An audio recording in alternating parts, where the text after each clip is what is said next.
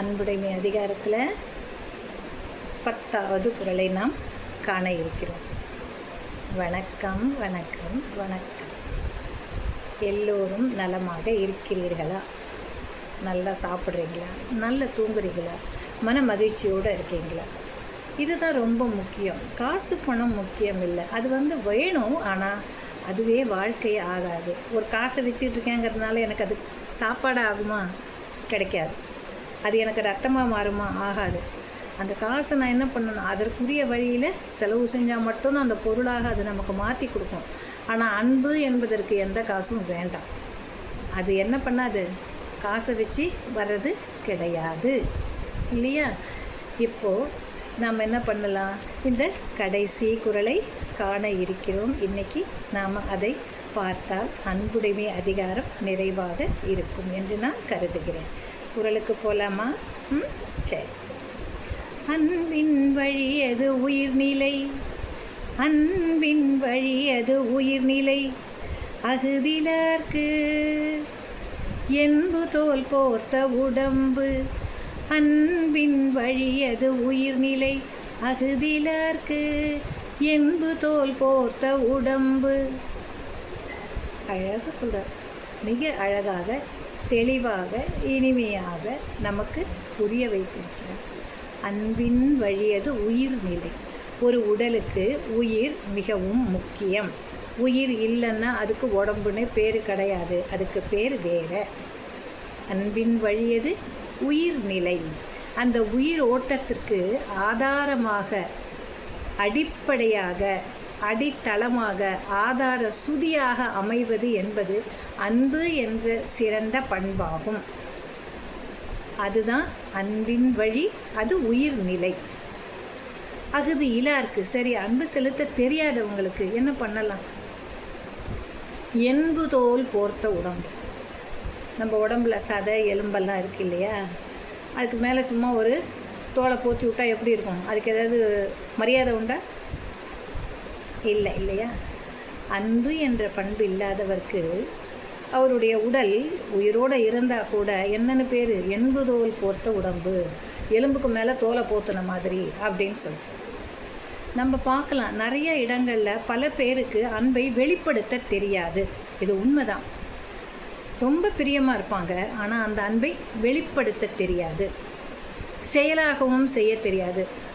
ஒரு சின்ன கைகளை பிடித்து கொள்ளுதல், சும்மா அழகாக பார்க்கறது, அவங்கள பார்த்து ஒரு எளிமையான சிரிப்பு சிரிக்கிறது, ஆகான்னு சிரிக்க வேணாம், லைட்டாக சிரிக்க, ஒரு புன்னகை புரிதல், நல்லா இருக்கீங்களா, என்ன பண்ணிகிட்ருக்கீங்க அப்படின்னு கேட்குறது, நீ சாப்பிட்டியா அப்படின்னு கேட்குறது, நீ நல்லா தூங்குனியா, உனக்கு உடம்பு எப்படி இருக்குது, இதெல்லாம் சின்ன சின்ன விஷயங்களாக இருந்தால் கூட அது என்ன? அன்பு செலுத்துதலின் ஒரு பகுதியாக கொள்ளப்படுகிறது.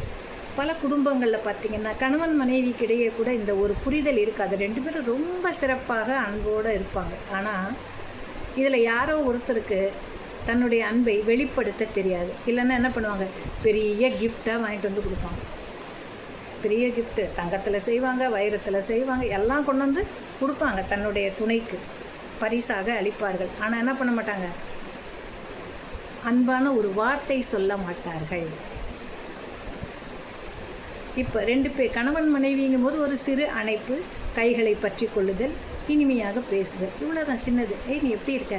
இன்றைக்கி உன் ட்ரெஸ் நல்லா இருக்கே, பா இன்றைக்கி நல்லாவே இல்லை, வேறு மாற்றுப்பா. இதெல்லாம் நம்ம சாதாரணமாக பேசுறது. நம்ம நினைக்கிறோம் இது விளையாட்டுன்னு. ஆனால் இதெல்லாம் என்ன? அன்பின் வெளிப்பாடு. சின்ன விஷயம்.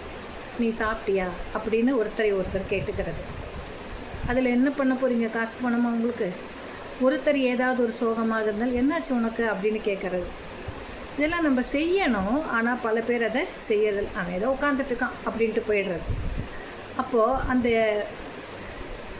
எதிர்பார்ப்புகள் இருக்கக்கூடியவங்க என்ன பண்ணாங்க? பாதிப்பாங்க. எதிர்பார்ப்பே இல்லாதவங்களுக்கு அதை பற்றி கவலை கிடையாது, சரி இது இப்படி தான் அப்படின்னு போயிடுவாங்க. ஆனால் சில பேர் அந்த அன்பை எதிர்பார்ப்பார்கள், அதற்காக காத்திருப்பார்கள். அப்போ அவங்களுக்கு அது கிடைக்கலங்கும் போது துவண்டு விடுவார்கள். அப்போ இல்லற வாழ்வில் என்ன ஆகும்? ஒரு பிளவு ஏற்பட துவங்கும். அதனால் இனிமேலாவது கணவன் மனைவியாக இருப்பவர்கள் ஒருவரை ஒருவர் அன்போடு பேசுங்கள், அந்த நேசத்தை வெளிப்படுத்துங்கள். இது நான் கேட்குறேன். இப்போ என்ன சொல்கிறார் வள்ளுவர்? அப்படி நீங்கள் வெளிப்படுத்தவே இல்லை. அந்த உயிரோட்டமான அன்பு உங்கள்கிட்ட இருந்தால் கூட அதை வெளிப்படுத்த தெரியலனாலும் என்பதோல் போட்ட உடம்பு தான். வெளிப்படுத்தணும். பெரிய கிஃப்ட் வாங்கி வைரத்துலேயும் தங்கத்துலேயும் இழைச்சாதான் கிஃப்ட் கிடையாது. நம்மளால் சின்ன பூ வாங்கித்தாங்க, எவ்வளோ அழகாக இருப்பார், இந்த ரோஸ் நல்லா இருக்குது, நீ வச்சுக்கிறியா அப்படின்னு வாங்கி கொடுத்தா அதுவே அன்பு தான். அதுலேயே அவங்களுக்கு பல மடங்கு சந்தோஷம் கிடைக்கும். அதே மாதிரி ஒரு மனைவியானவள் தன் கணவனுக்கு ஏதாவது ஒரு சின்ன பொருளை பரிசளிக்கலாம் இல்லையா? அவருக்கு பிடிச்ச சாப்பாட்டை பண்ணிவிட்டு இன்றைக்கி உங்களுக்காக இது பண்ணியிருக்கேன், நல்லா இருக்கா பாருங்கள் அப்படின்னு சொன்னால் அவனுக்கு அது சந்தோஷம். ஓ, என் மேல் அக்கறையாக இருக்கிறார், என் மேல் அன்பை செலுத்துகிறார் அப்படின்னு.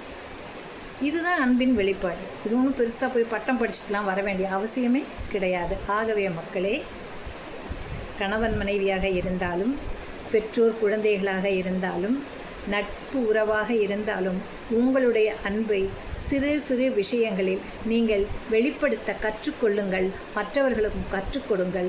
அப்படி நம்ம இல்லை, அன்பை வெளிப்படுத்த தெரியாதவர்களாகவே இருக்கிறோம் என்றால் நாமும் எலும்புக்கு மேலே தோலை போர்த்தின ஒரு உருவமாக மட்டுமே பார்க்கப்படுவோம் என்பதில் சிறிதளவும் ஐயம் கிடையாது.